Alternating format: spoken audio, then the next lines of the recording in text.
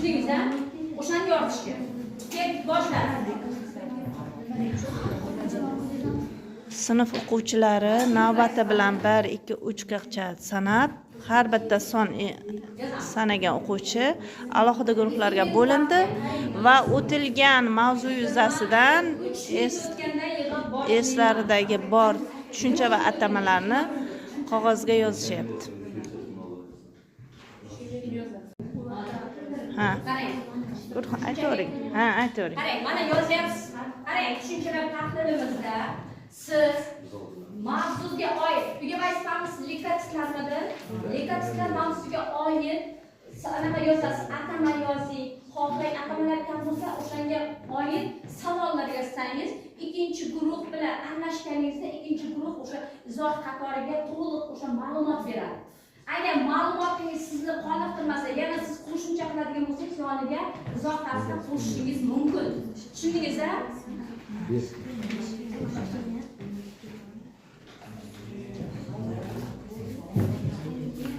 Yozing.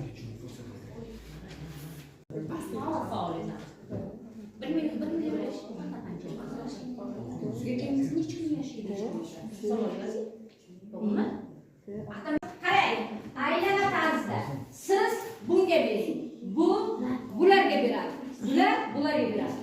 Keyin yana orqaga shuni bilan qaytarib bering, qog'ozingizni bularga bering. bu yoqqa beringlar, o'zlaringiz bu yoqqa beringlar. Mana endi yozishni boshlaymiz. Tezlikda javob yozishni boshlaymiz. Berdilarmi bularga? Berdi. Boshla.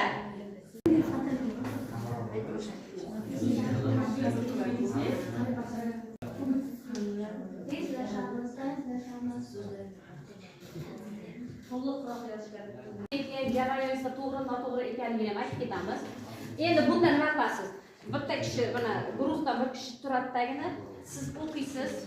Masalan, lekatistlar, masalan o'qiyapsiz-ku, keyin yonda sizni anaqangiz izohini yozgan. To'g'rimi, noto'g'rimi? Noto'g'ri deb o'zingiz tikib o'qib ketasiz. Tushundingizmi? Marhamat. Birinchi guruhdan boshlaymiz. Lekatistlar haqida ma'lumot. Ular yadroga ega rangsiz 2-5 kungacha yashaydigan organizmlarning zararli moddalarining kimyolarini himoyalaydi. To'g'ri. 1 millimetr kubda qancha qon bor? Bu 6-8 ming lekatistlar bo'ladi. To'g'ri. O't haqida 5 davrdan iborat bo'ladi. O'lim davrida 5 davr bu davrning davri bo'lmaydi. Diagnoslar o'zlarining xatolarga to'g'rilab ketgan. E'tibor beringlar. Demak, ikkinchi guruhni eshitamiz.